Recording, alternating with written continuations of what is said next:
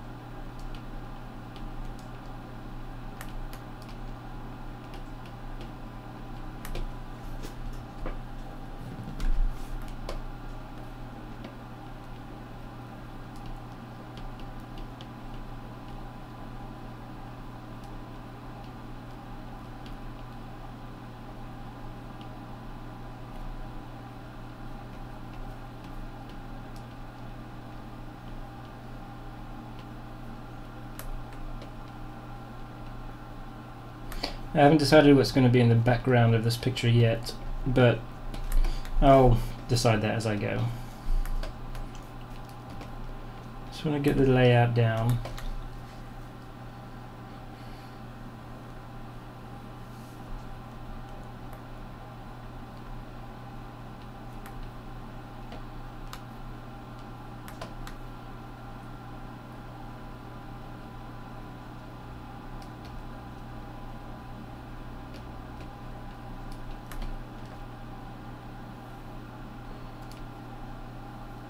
The only thing I wasn't too sure about this background was this image was you don't see all of Coyote's markings.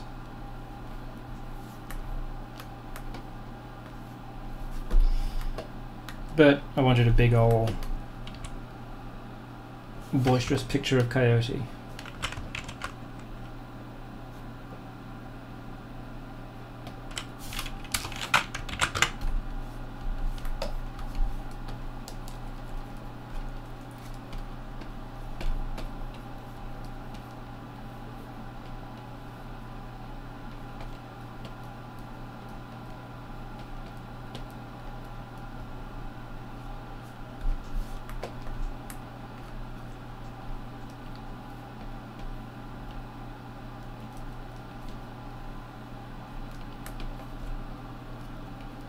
And I think with proper spiky teeth.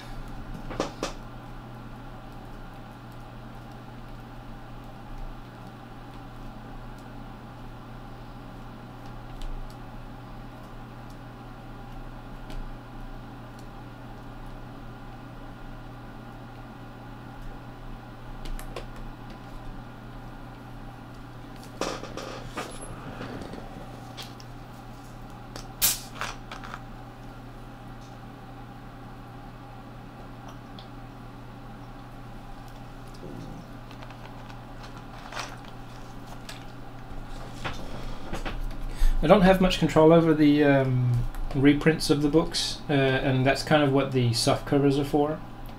But there should still be books, copies of Volume 5 out there. I think that's recent enough. I can't say for whatever part of the world you're in, but I'm sure I've seen some Volume 5 still out in the wild.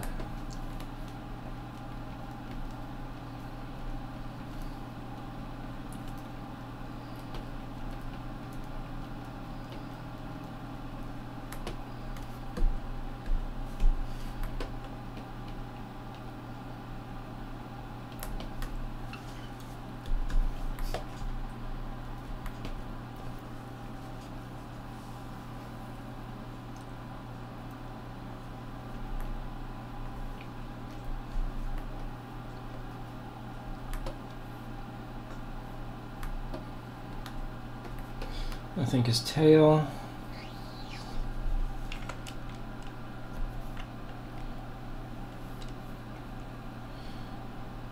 If that makes enough sense.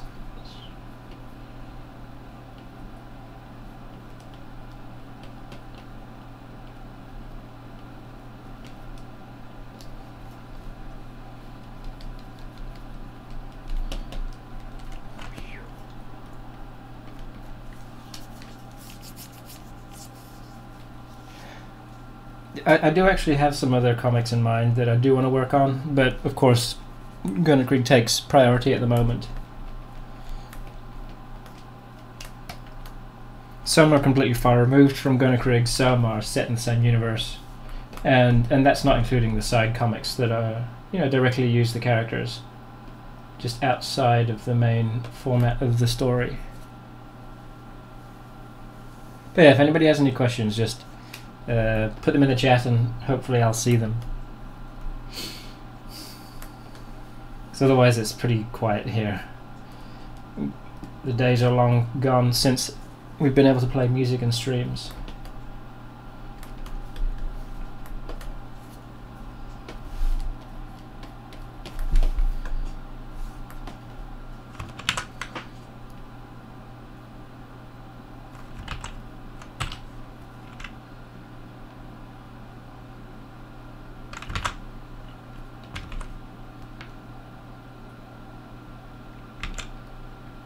The paperbacks should not be too difficult to find, actually. I'm surprised by that.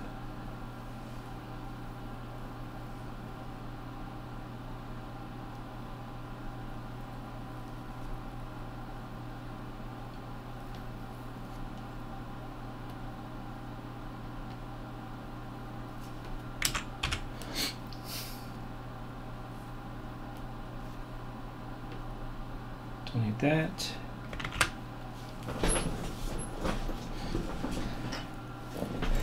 Oh, I don't need to listen to music while I'm working. It's just sometimes when people come to the streams, to make it more interesting for them, it's nice if there's some music playing in the background. Otherwise, you just hear me.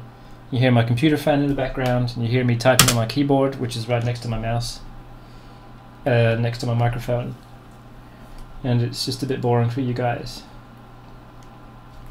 Normally, when I'm designing something like this, I prefer to work in silence initially, anyway.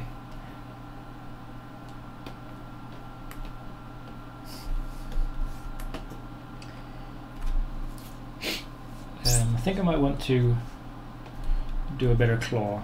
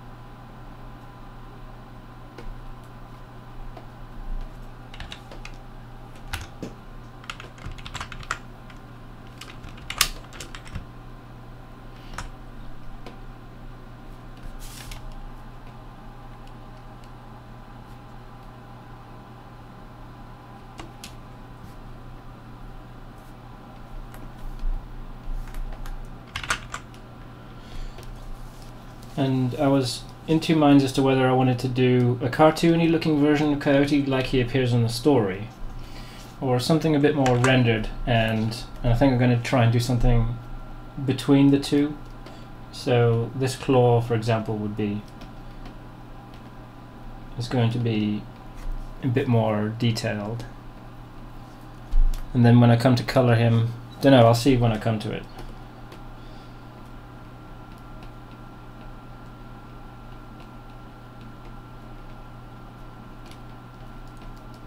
And then, of course, once this stream is over, we'll put the time-lapsed version on YouTube, so you don't have to sit there listening to me the whole time. What's that? Oh. Volume 7.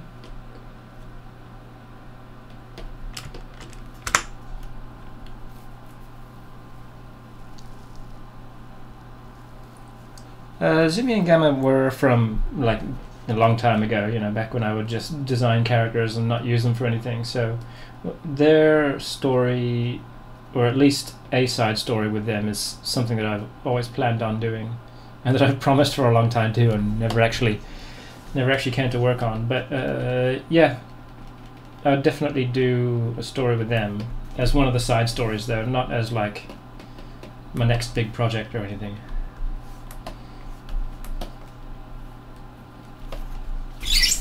Just because I think people would kind of get a bit sick and tired of them. So they work best in small doses, I find.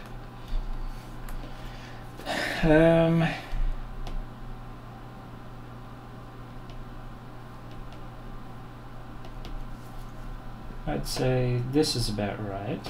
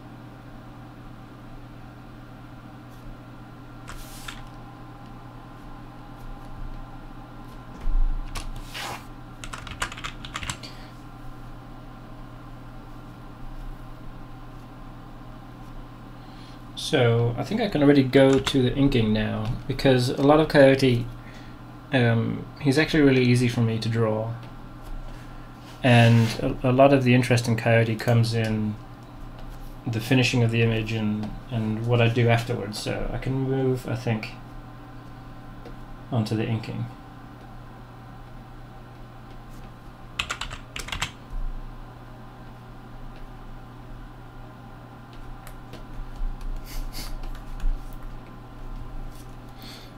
We'll see the title of this volume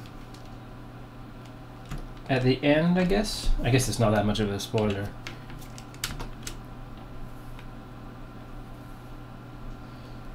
But I will say, let's see, this book, book 7, volume 7, will start with the chapter where Annie and the gang help Jeanne and her boyfriend at the river, and it will end with the current chapter.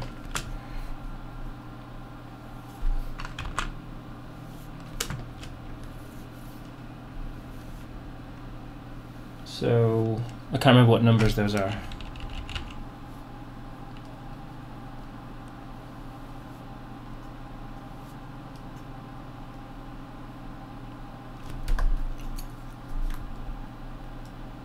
See, I might need to do some. I'll probably come back and do some fine tuning on things like his eye and probably his mouth too.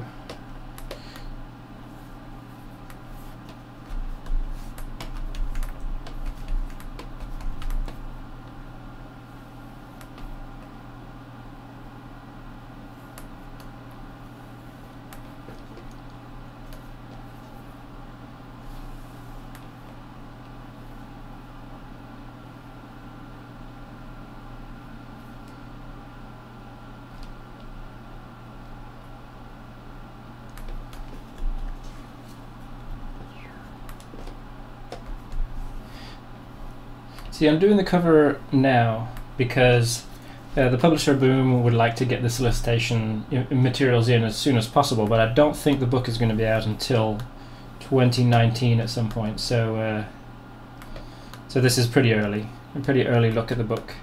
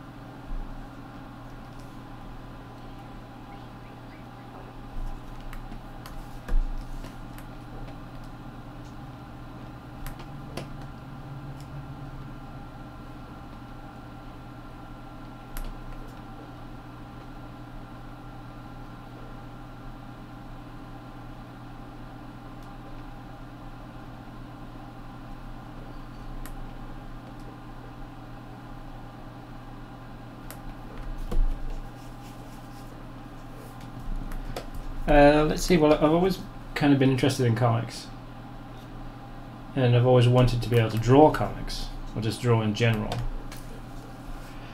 But then I've always wanted to write stuff too, so I think I never really imagined Gunnerkrigg as anything other than a comic, because it was when I was looking for a comic to work on. But writing stuff is something that I like to try and practice on in my own spare time, and something that I'd probably like to do in the future too, but probably not anything Gunnerkrigg related, I don't think. I think that wouldn't really be something I'm interested in the same way as drawing the stuff. Like, the thing I like best about working on Gunnerkrigg is like working on the artwork, and that's what I like about comics in general. But I need to get more experience writing as well, writing prose.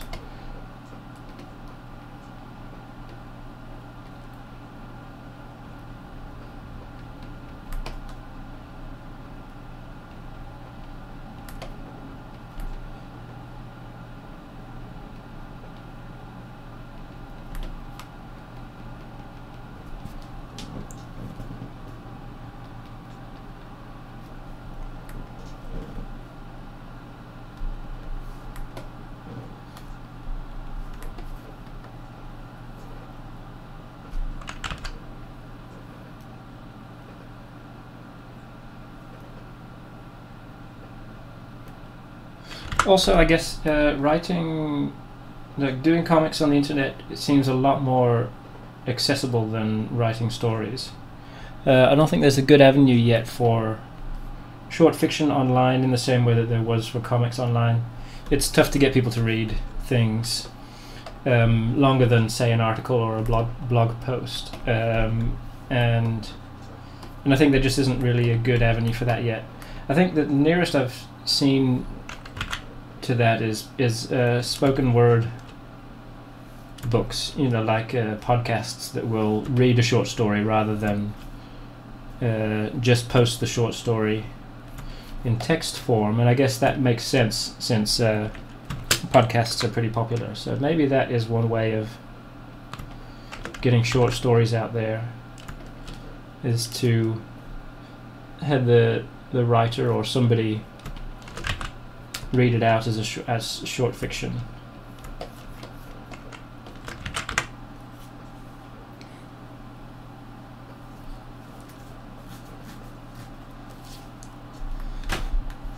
Let's see, if I could have a chapter animated, I think it would have to be something with Coyote. So maybe the one where Annie goes and sees Coyote and Asengrin in the ether for the first time. I'd love to see something like that tackled in animation. And it's something I've thought about too, just, you know, in passing, how I would tackle it.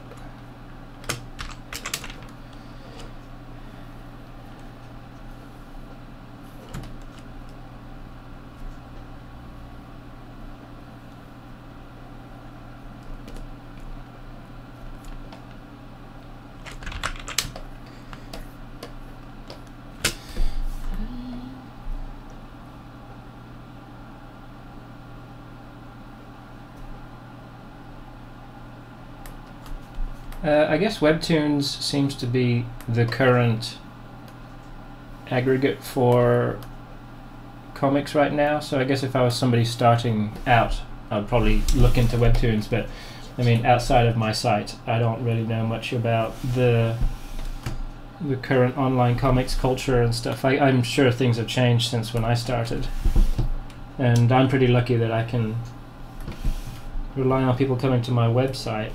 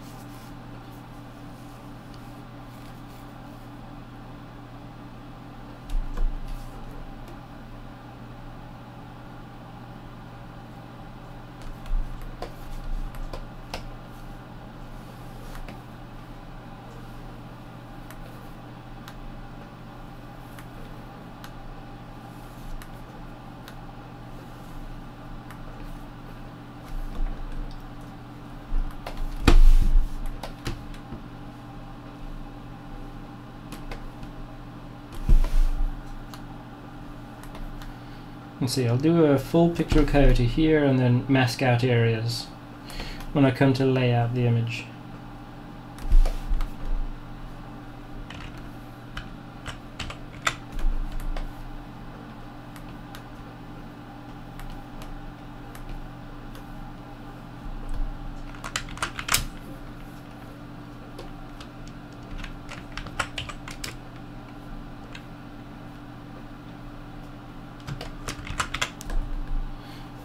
So, let's look at his mouth.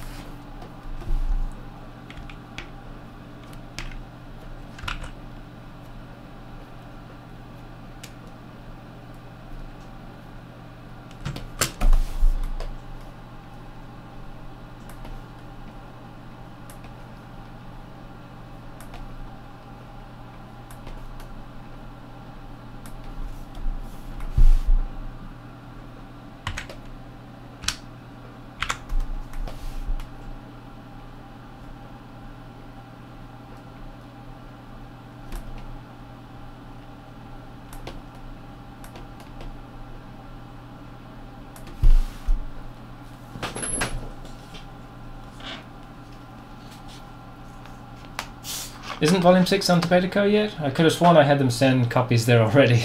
Like I said, I don't have too much control over the distribution, and that's the trade-off when the publisher's handling it.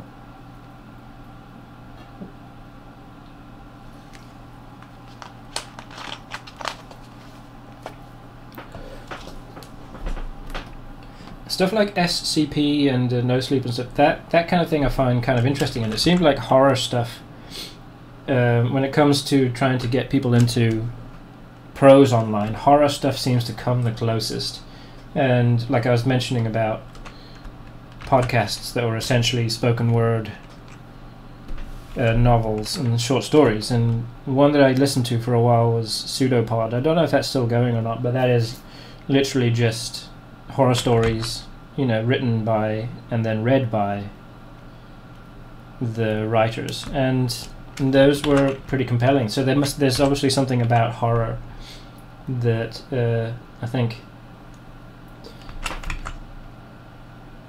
can be looked into.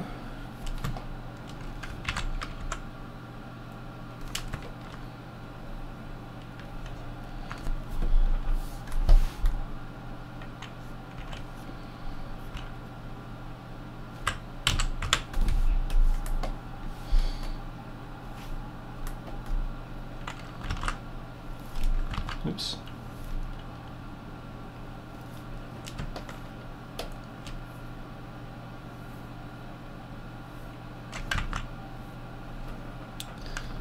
Not quite right.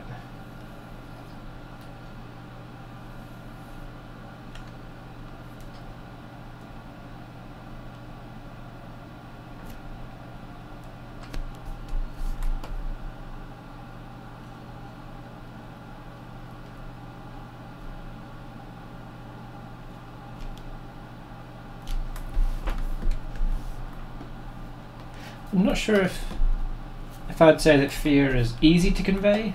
I think there has to be a willingness on the part of the audience to suspend their disbelief. You know, you're never gonna get somebody who walks into a horror movie, you know, or starts reading a horror story with the intention of not finding it scary. And I think a lot of people do that. But I think one of the reasons why horror online works is because people gravitate to stuff that they're interested in themselves. So if you have somebody looking up stuff like SCP and No Sleep, like that stuff is not easy to get into, you know, like from what little I know of SCP and stuff, when you go to it, it just looks like a wiki, you know, and you kind of have to dig around for stuff to be interested in and to read. But the people that I think take that time are willing to then indulge themselves in the stories. So I think to convey horror in a general sense to other people might be a bit more difficult. Alright, so this is the basic layout of Coyote.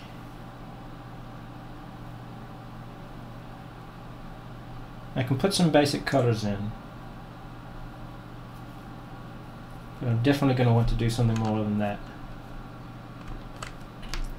when it comes to shading and painting him.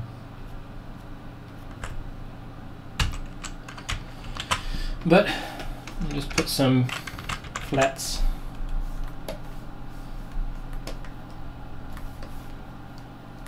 Just fix up little spots. Actually, that didn't turn out so bad.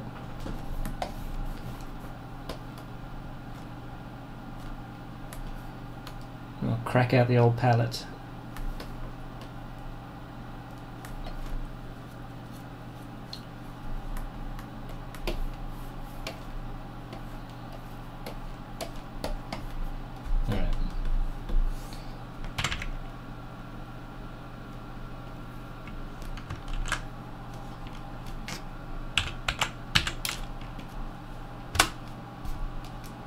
So this palette here is what I've used since the very beginning of the comic.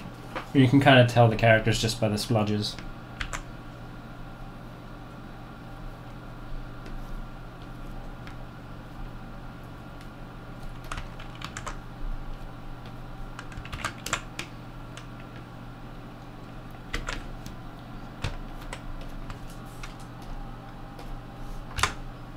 Oops. So, red, red, red. Oops, nope, that was the other way around.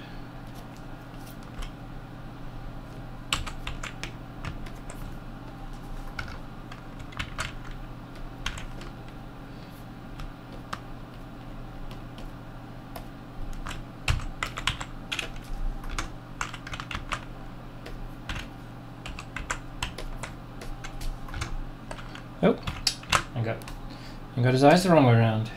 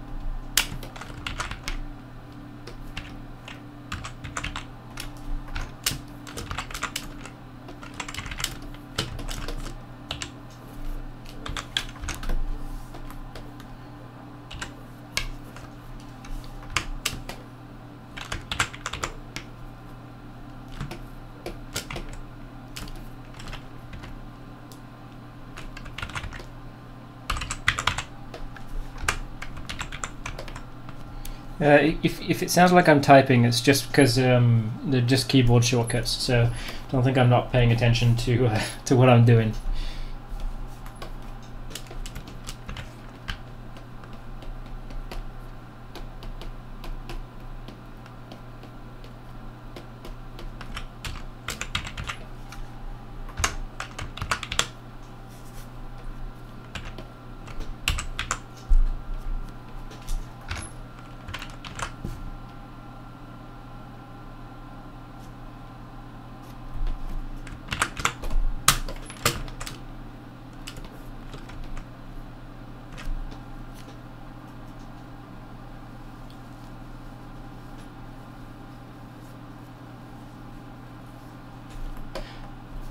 Well, there are actually a couple of semi-modern myths in Gunnerkrigg, like the Canby monster, for example, that little pink horrible thing that was talking to Snuffle the fairy.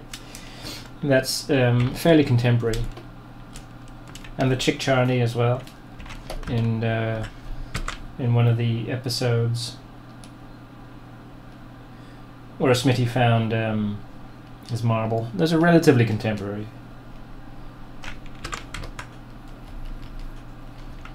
actually, I think.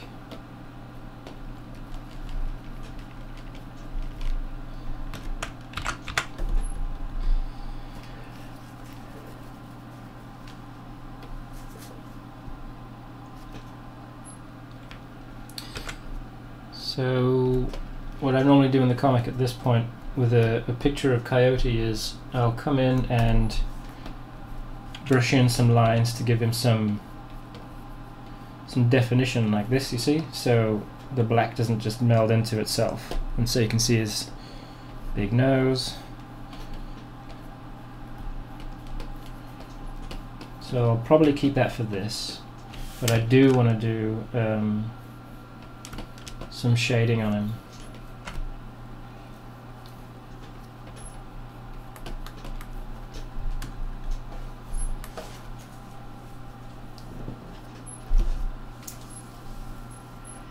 And so far, let's have a look.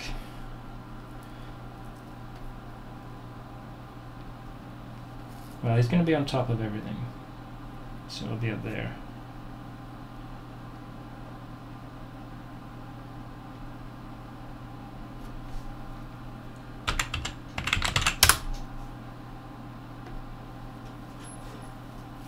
And I think in the background, these aren't final colors, obviously. This is my standard Gunnerkrigg evening color. But I'm thinking possibly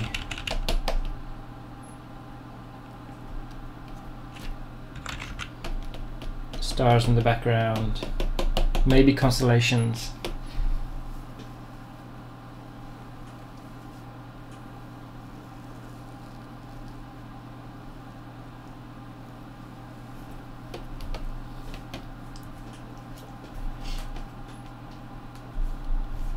I'll definitely have to make sure his snout doesn't get lost.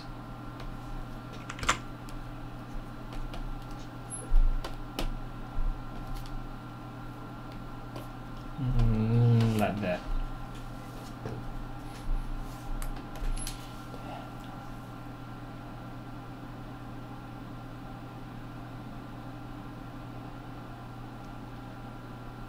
If anybody has any suggestions for what could go in the background and what all ears.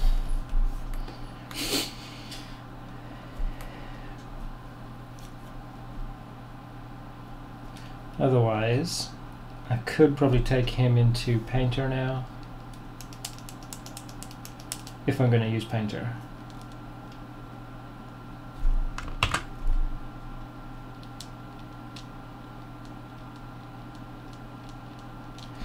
Yeah, why not? Let's see. If it's no good, then I won't bother.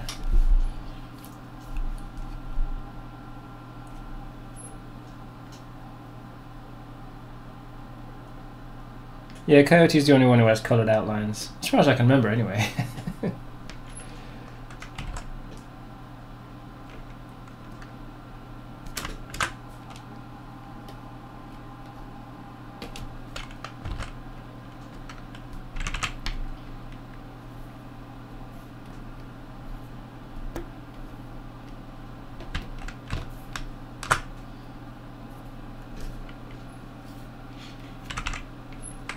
So what I normally do, just make a copy of this.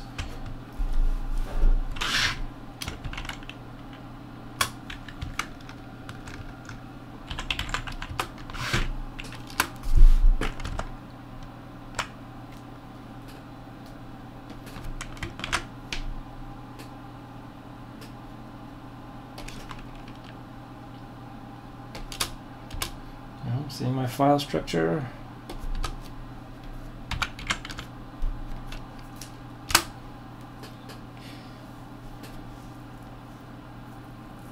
You might have seen the title to the book there.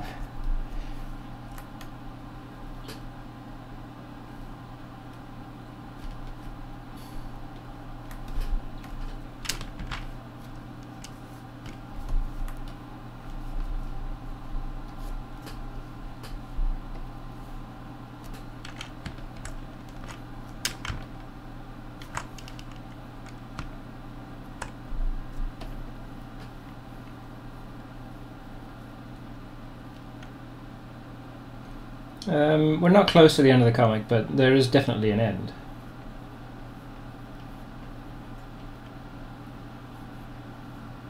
There's still some important stuff coming that has to come yet.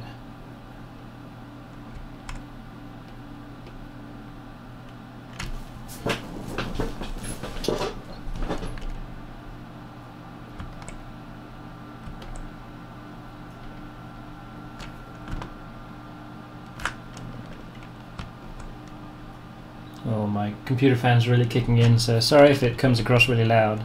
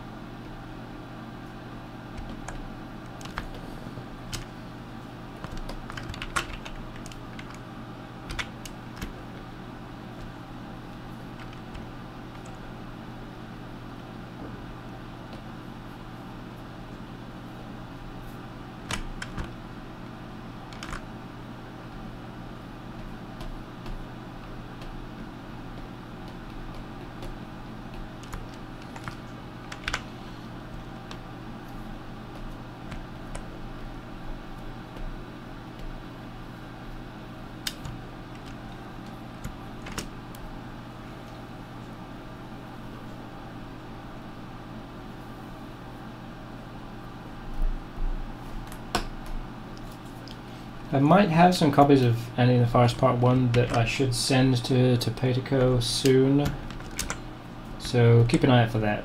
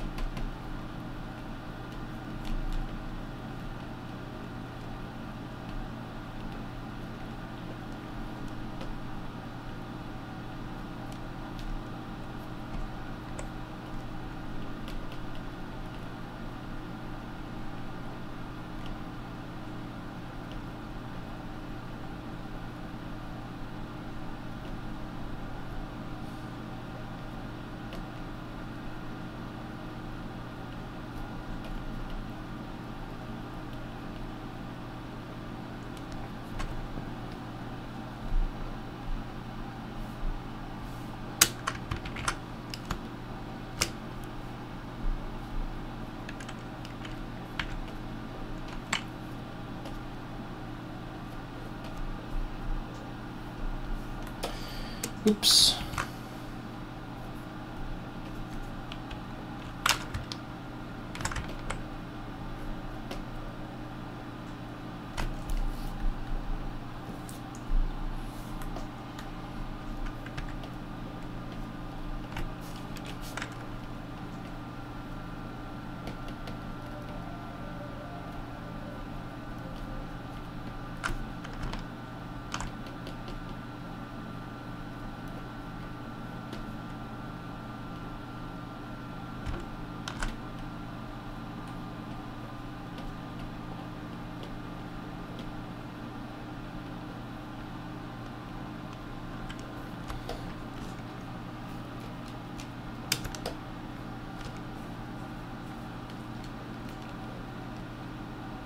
Unfortunately, it might be better for me to leave the black parts as just solid black,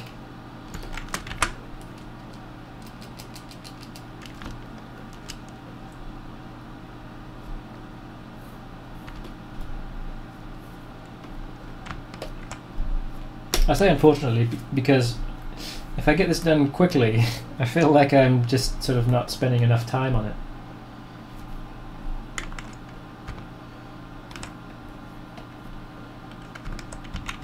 But that is Coyote's design, I guess.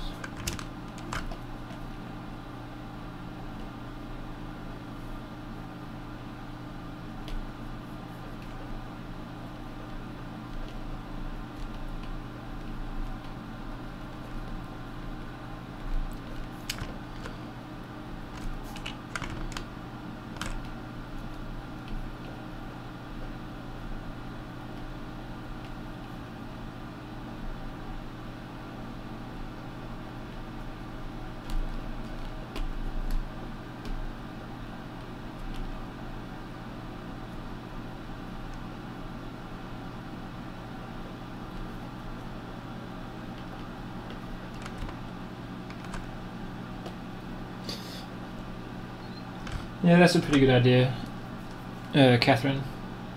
I'll probably think of a way, if I can think of a way to depict that interestingly, then maybe I'll do that.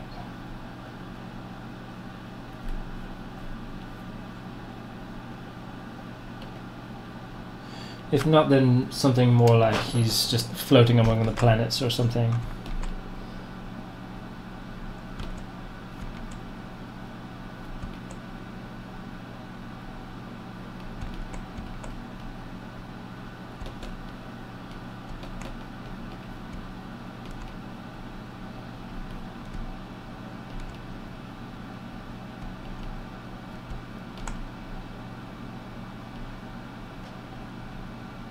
Well, maybe he could be coming from a constellation. One thing I never looked up actually is if there is a Coyote constellation.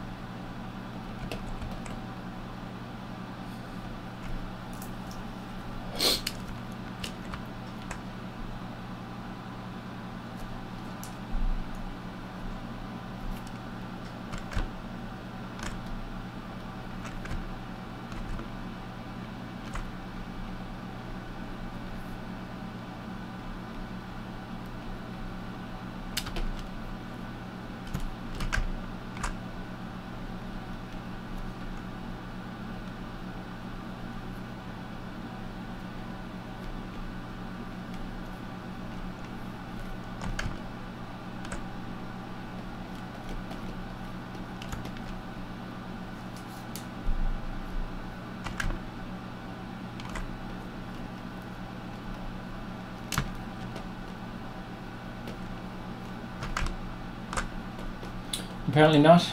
Maybe we can make one.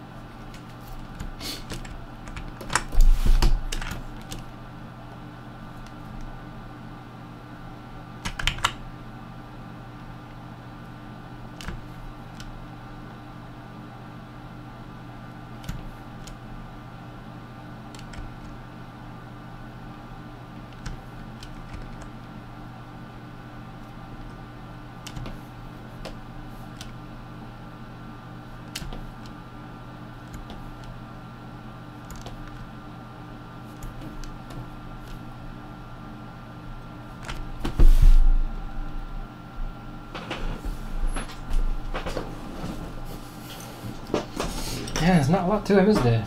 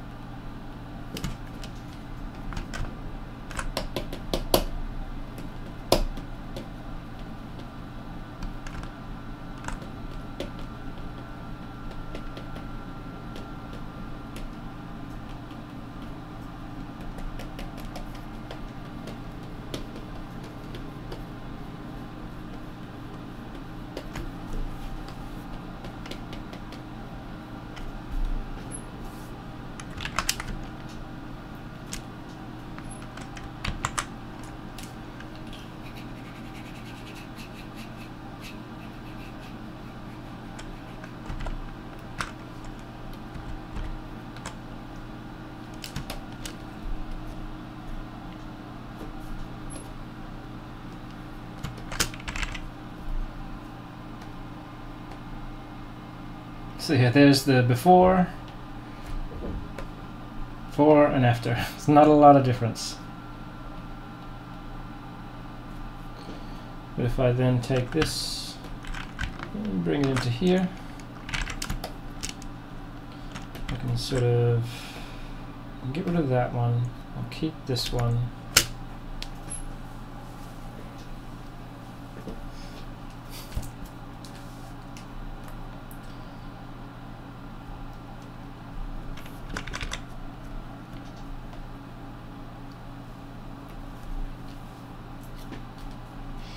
What are Coyote's legs made of? Just regular dog legs, I guess.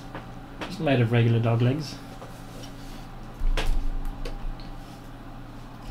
They're pretty malleable though.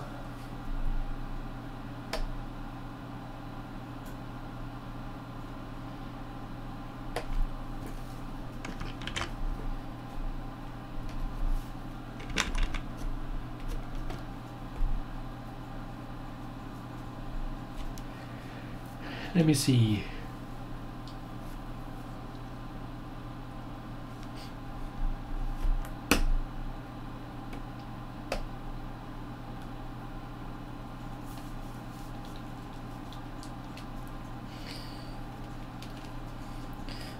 I guess he would say that his legs are made of the trees of the forest, so they're wooden. But if you want to see more about how Coyote came to look like this, you can read the Coyote side story. It is now available in Topetico.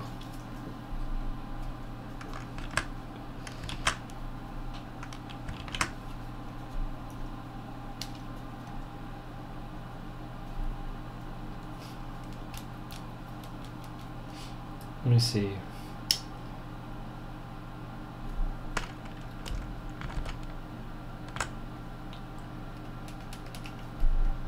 Do that now.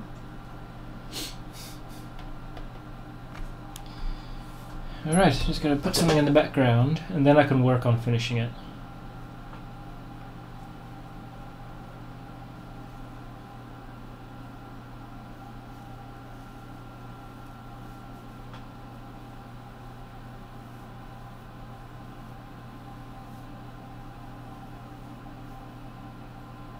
I'm glad you like the Coyote story. I'm in two minds as to whether I'll put that online at all or leave it as a print exclusive that will only be in the compilation when that finally comes out. But I'll see.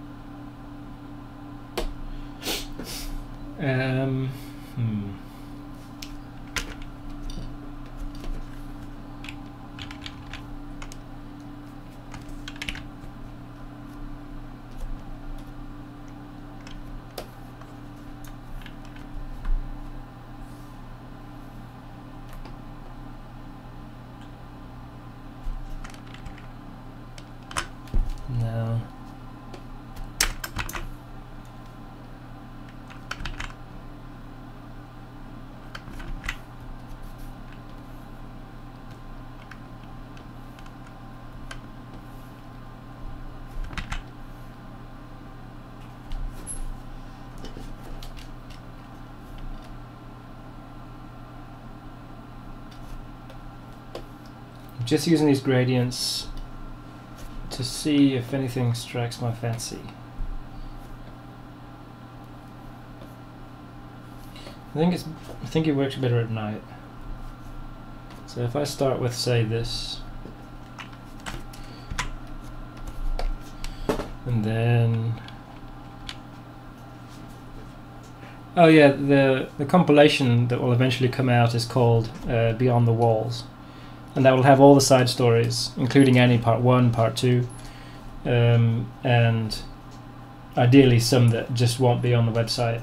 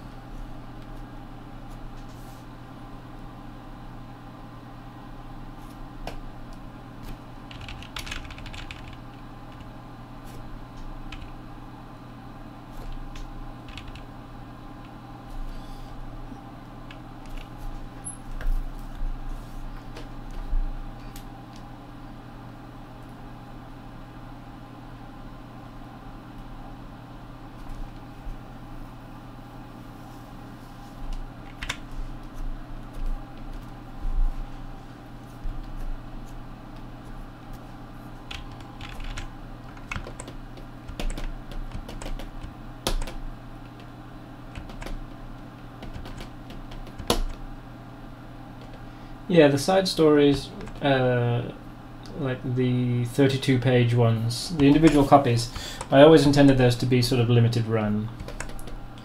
Any in the Forest will be the only two-parter, because it does suck if you can't get your hands on both parts. But yeah, they're supposed to be just limited run, and then hopefully the compilation will be more widely available, but most likely through to Pay-to-Co.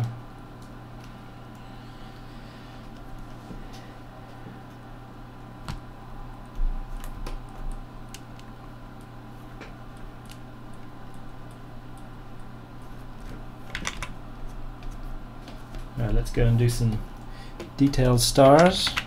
And these are just in the far background. My favorite way of doing stars.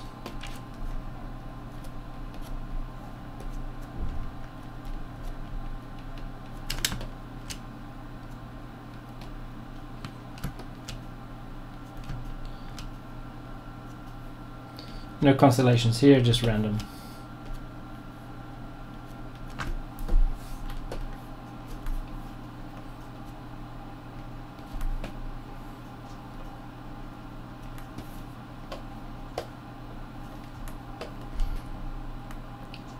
Maybe I should have put the sun in the bottom corner.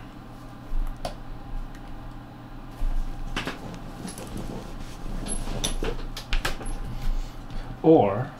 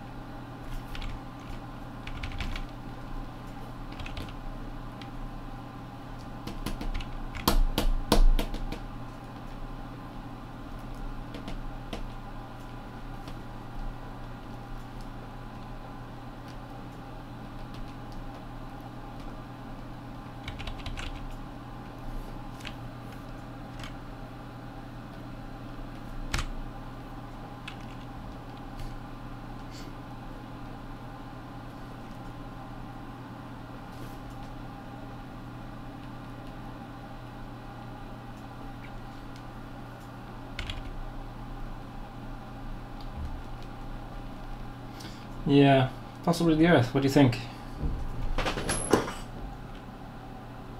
I'd have to shift the stars around.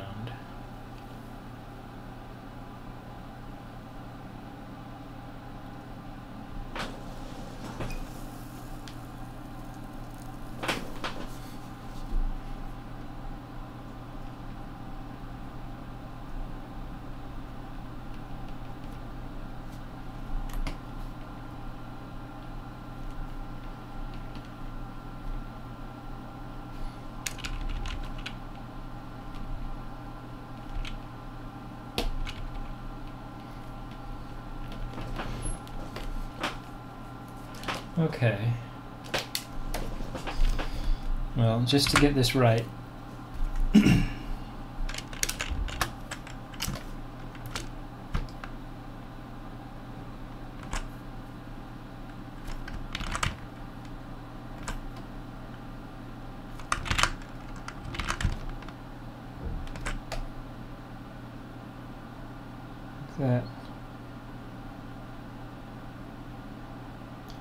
That's probably round.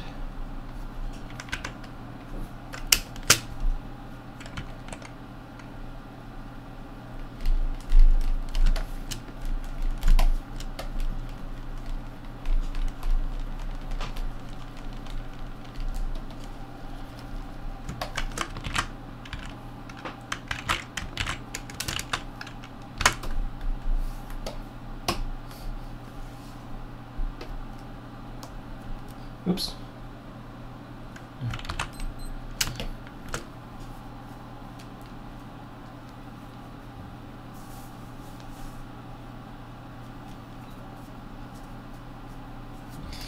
There are some differences between colors that you see on the screen and that are printed in physical form, and it's not just down to RGB and CMYK. It's because there are two types of color. There's additive and then there's subtractive color, which is to say additive color means the more colors you add, the closer to white you get, and that's what you have on a monitor. You know, because if you keep adding white, the top end is always going to, no, if you keep adding colors, the top end is always going to be white. Whereas in ink, that's subtractive color, which means the more ink that you add, the more colors that you add, the closer it gets to black. So that's subtractive. And so you have to keep that in mind when you're working on screen and you're going to try and print something. That's why things like blending modes or really bright greens and some reds, they don't work very well. But you can get away with it. See, I've run into that problem in the past, and things like this, the glow around Coyote's eye, if I'd have done that with a blending mode, then that wouldn't work if you print it. But I've done it with a white blur over the top of the pixels, so that should print fine. But yeah, you have to watch out that some colors don't come out like really muddy and dirty, and switching to CMYK is usually the best way of getting around that.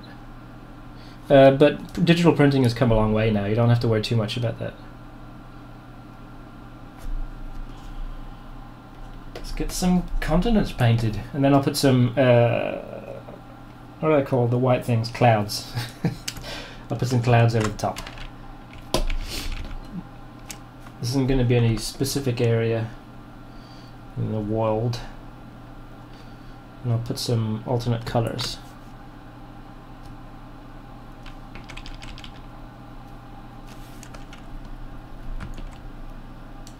Should probably put some better blues as well.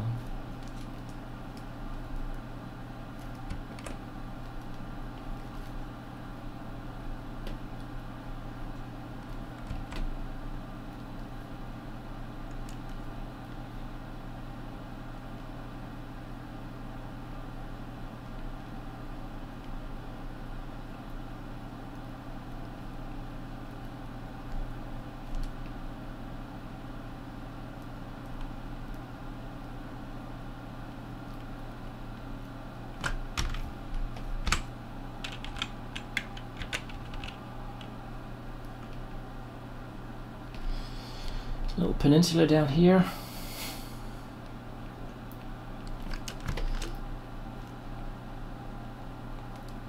Nondescript sort of archipelagos.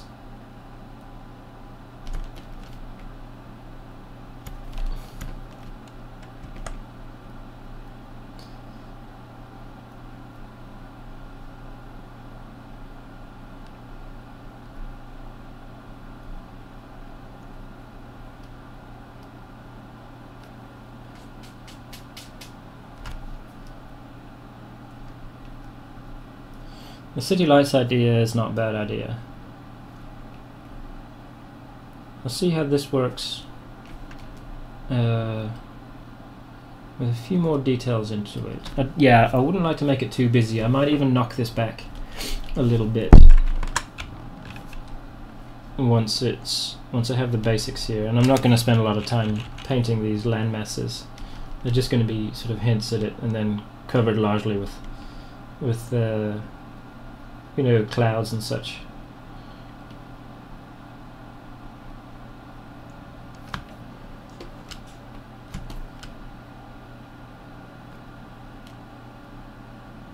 No, yeah, it's not on a fantasy planet. It is our Earth.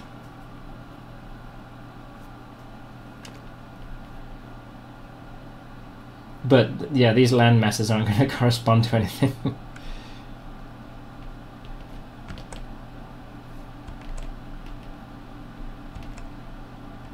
Oops, shouldn't have done that. So if I just do a little bit of color variation on some of this.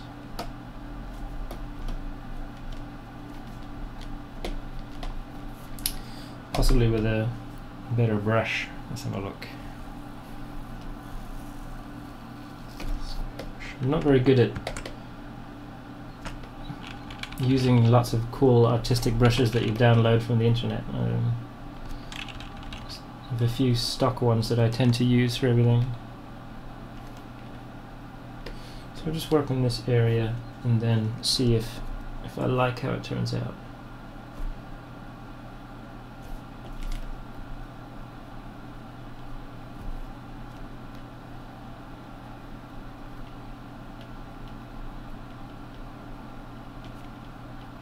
Yeah, it would have been pretty funny to have a little Jonesy floating around in the background. Maybe I'll put a satellite or two.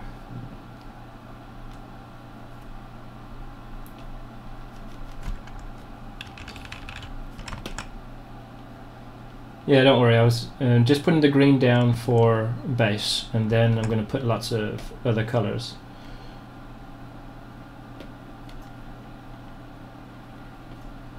So like, let's say this is sort of a desert, kind of this area.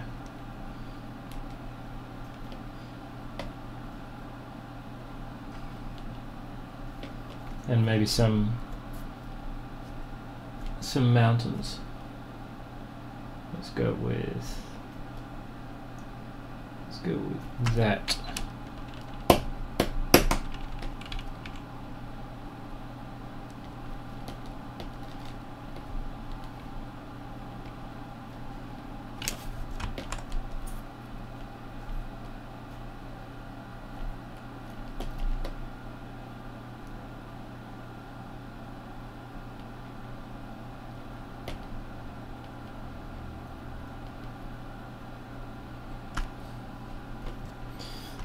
Probably a little too...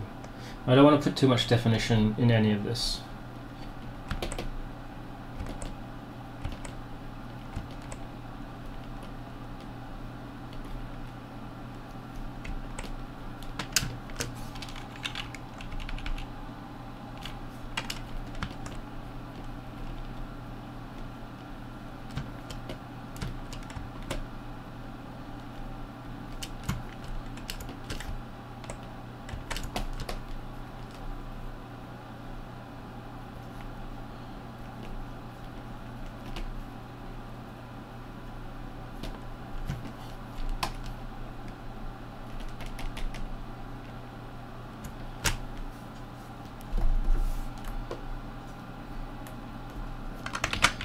So if I start to put some clouds,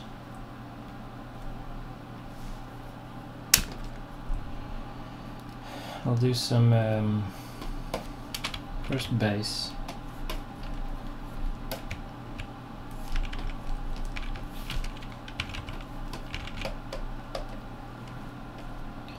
And then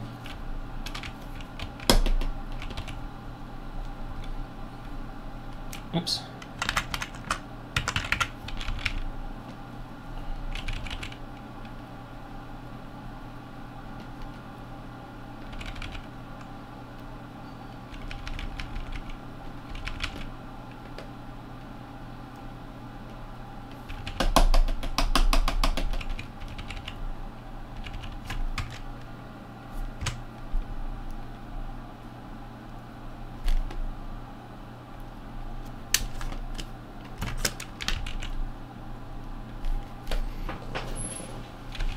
Actually, I'll probably go back and look at how I did the earth in the Jones sections, because those turned out quite effective, I felt.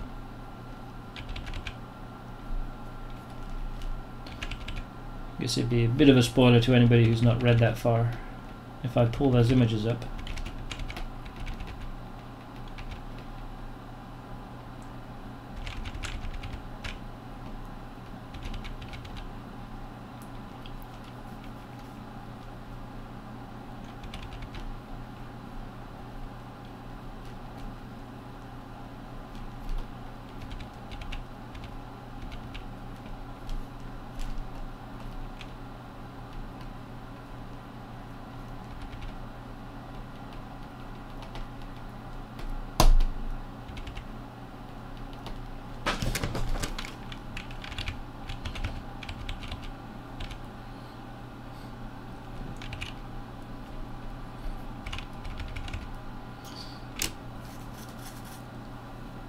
I like it in satellite photos when you can see the shadows of the clouds, so maybe I'll try and do something with those. Let's have a look. I should probably tweak a little bit of the blue. Just turn these off for now. I want a much richer blue than that, I think.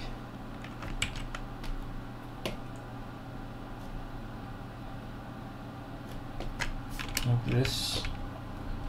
Nope.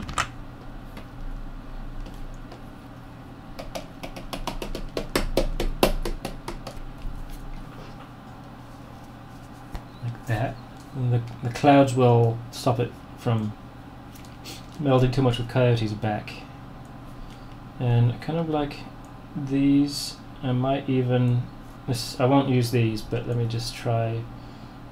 See, that sort of effect is not bad, so I can mimic the drop shadow effect a little bit.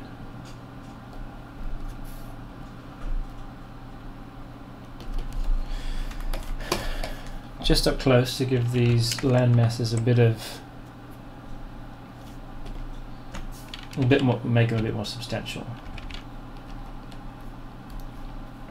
But yeah, but not too much.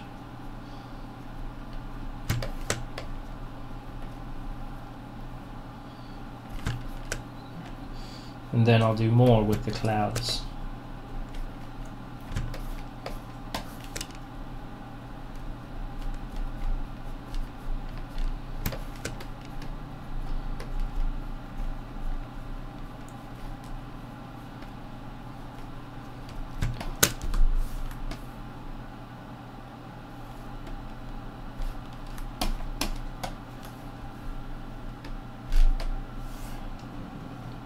Okay, that's a little bit strong, but the clouds will pop that off a little bit.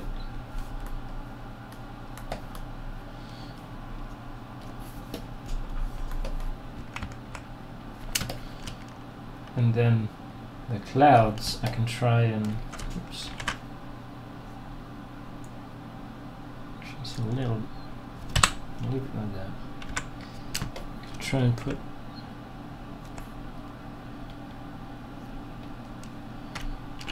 a little bit of shadow under them, maybe.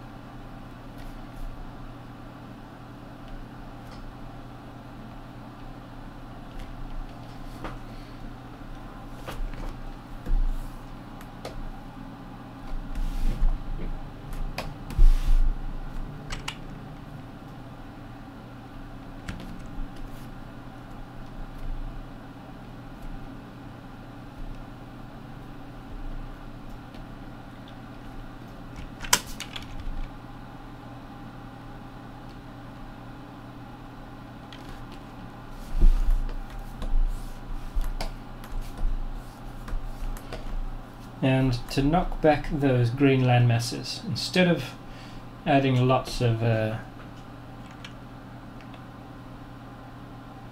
sand, what I can do is just drop the saturation a little bit and lighten them. I don't want to lose all their saturation, because the clouds will cover a lot of it. And then I can clean up those clouds like that. And I just need to do some stuff to the globe. Here I can use a bit of color dodge,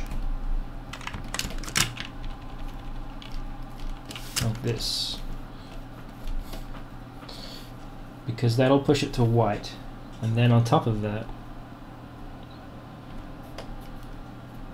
I can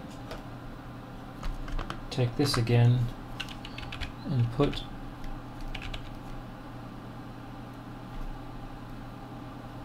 the atmosphere in.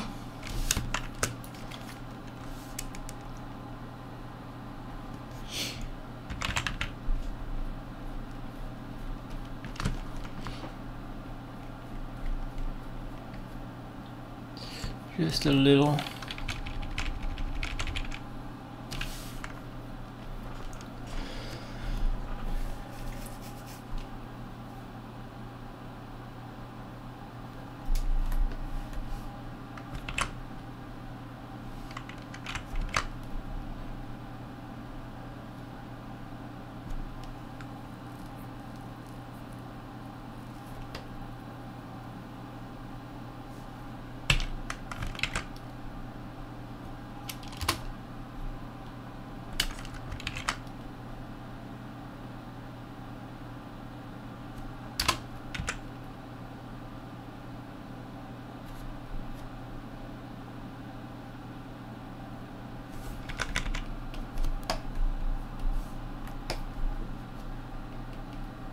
Oops.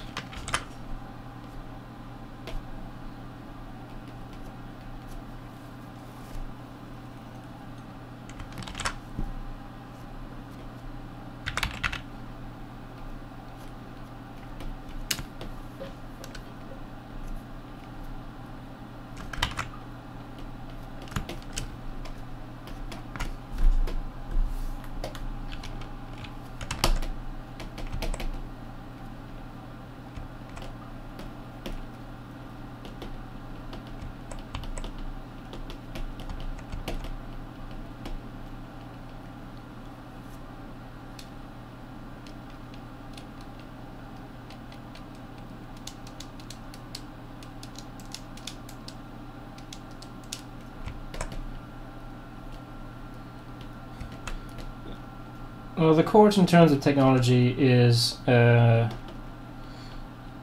rest of the world is modern day, but the core in terms of technology is kind of here and there. You know, they'll have like fully automated and working maglev, like sort of commuter rail system. But then you know, a lot of the people would still use, say, DVDs, you know, and video games are no different than what they would be outside in the real world. And computers are roughly the same unless they're completely custom made, like Cat's computer. But then on the other hand, you know, they have a whole army of like essentially, you know, sentient robots. So the technology is kind of all over the place whenever I need to tailor the story to it, and it kind of gives it an air of like timelessness, you know.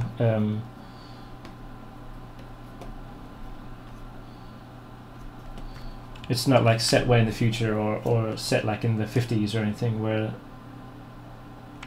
simple technology is incredible. Let's see, I think I'd normally wouldn't use the color dodge so much, but I kind of like the idea of putting a little bit of color variation to that background. And what I might do is now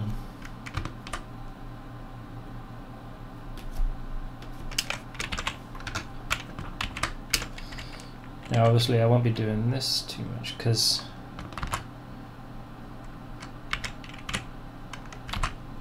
I think on Coyote I want to put a little bit of a glow on him.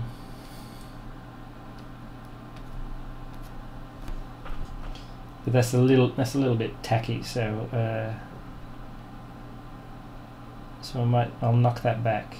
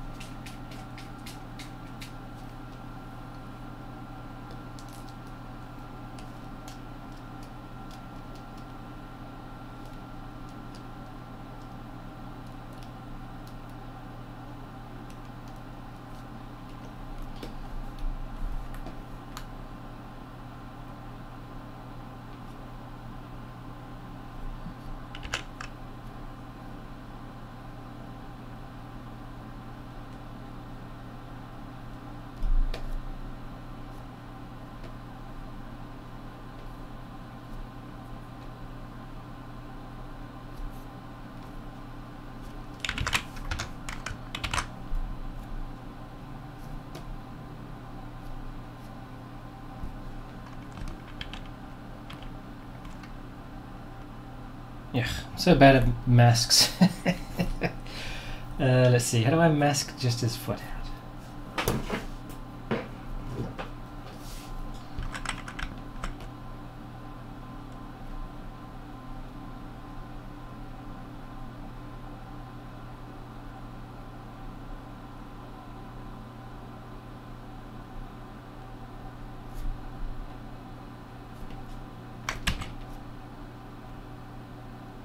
Okay, something like this.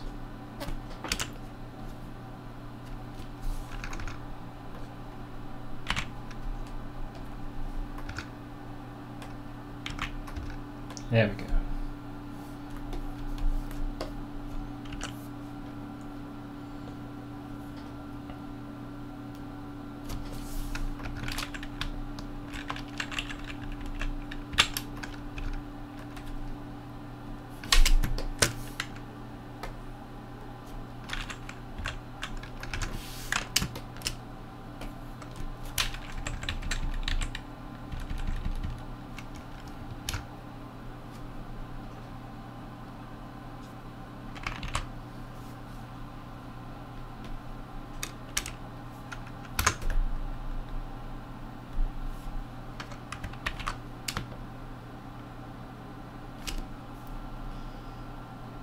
To help with the earth, the reason I put this here is because I want to,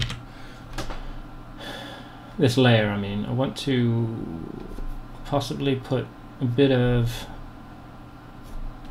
a gradient on top. Set that to color.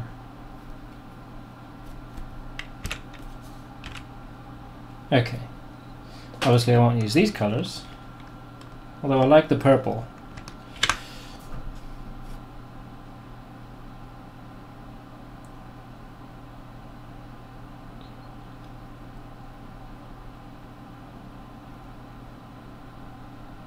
I kind of like the pink on that.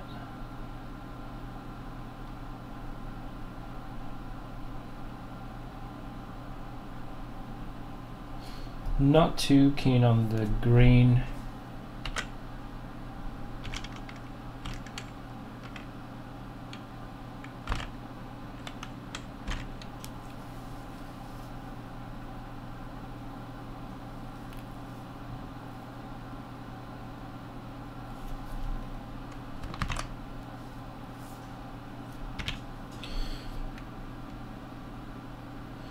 Well, if I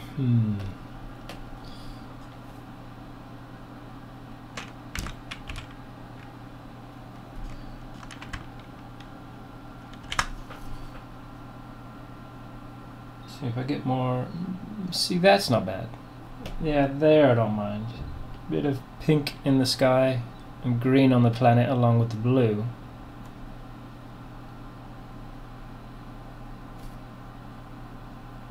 but then drop that back to say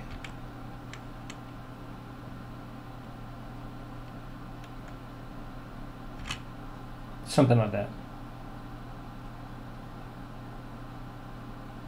Xenon tester. The switch to full-time was possibly one of the best decisions I've ever made, to put it frankly. I should have done it a lot sooner, and now I spend my days working on something that I love, you know. I should have done it a lot sooner. It's been really good.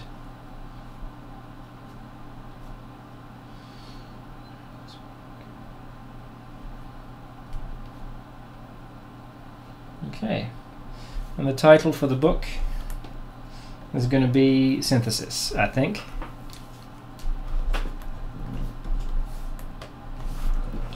And oh, I forgot my usual.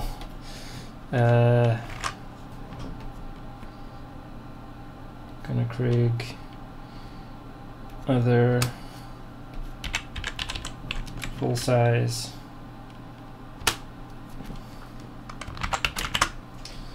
My trusty old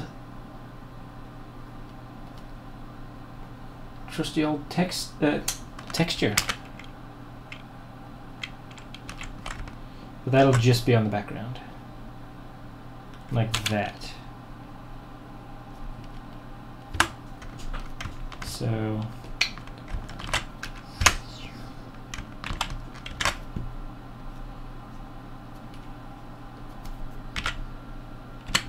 there, very subtle, but there we go.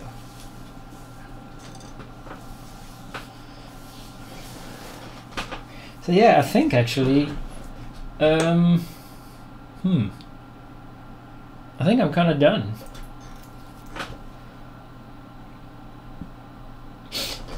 Well, let me try a couple things. Just to situate Coyote a bit better in the picture, let me just try a few rim lights.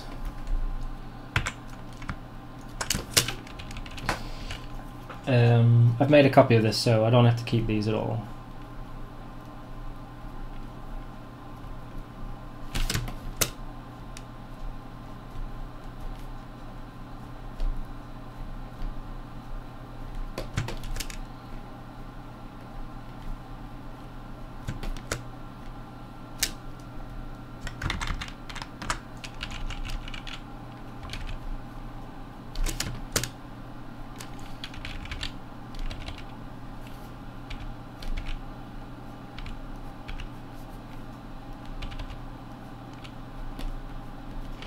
The good thing about rim lights is that you don't need to spend too long on it.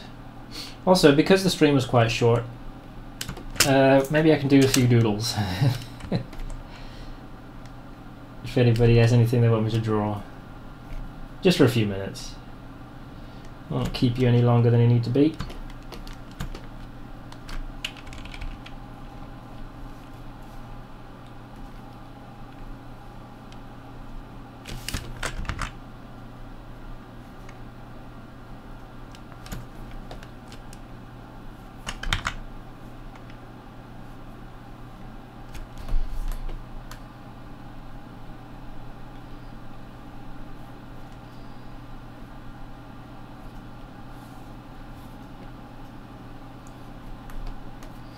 These ones don't work so well. Those rim lights.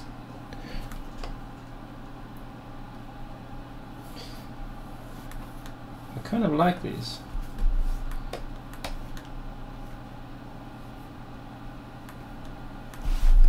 And the ones farthest back as well, I think I can put a bit more.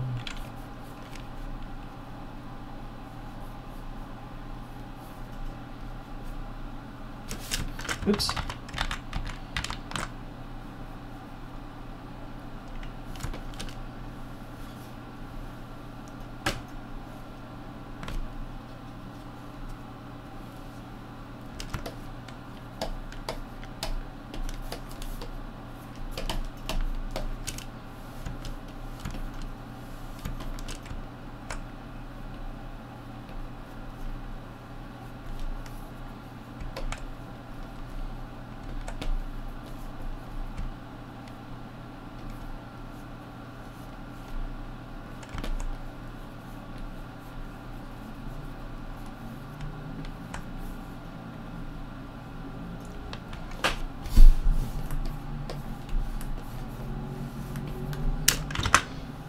then I can use purple rim lights for this side, but lighter than that.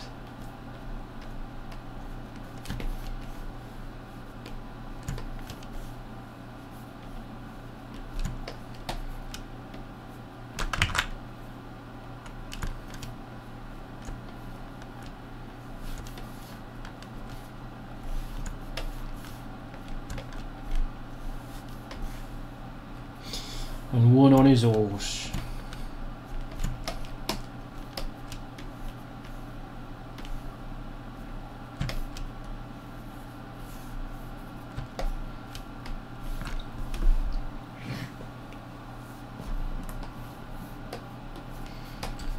And I think a rim light would help quite a lot here, just to pop out his neck a little bit. Just to fade in.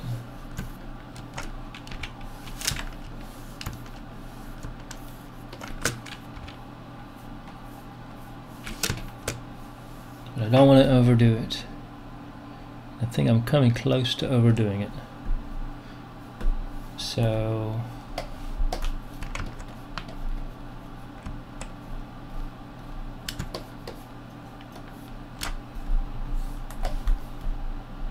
okay. It's only a small change, but here's the before and after. So that's after, that's before. I think it just helps situate coyote in the image a little bit better. I think I can probably stand to do a little bit more down here. Just because this is where the strongest light is, I think.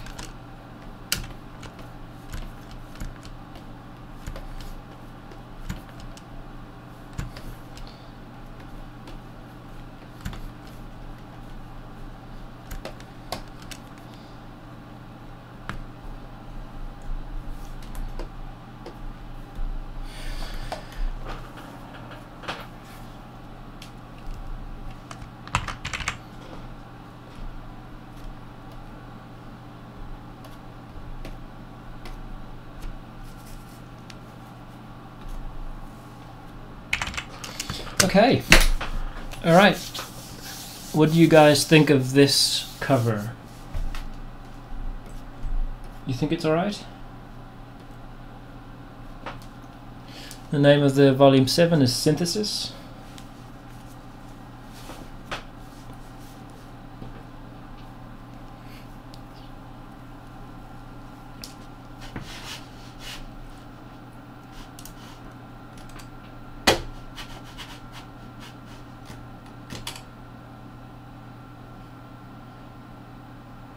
Does this, do you think his paw maybe blends too much into the black?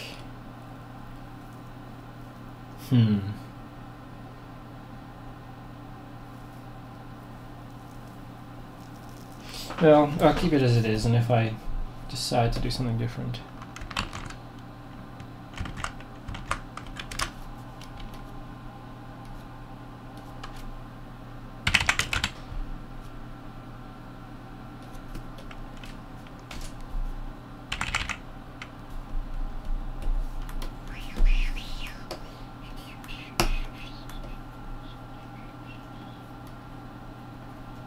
So here's a bit of more.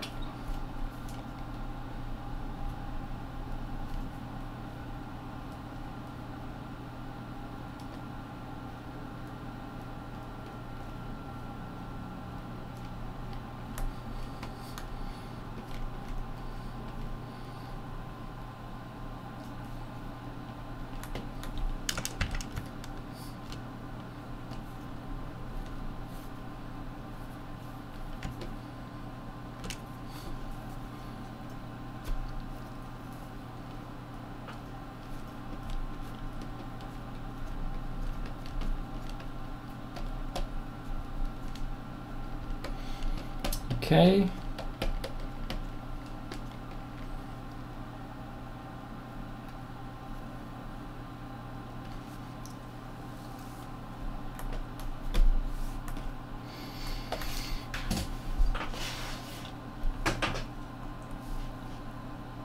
All right, I guess we're all done here.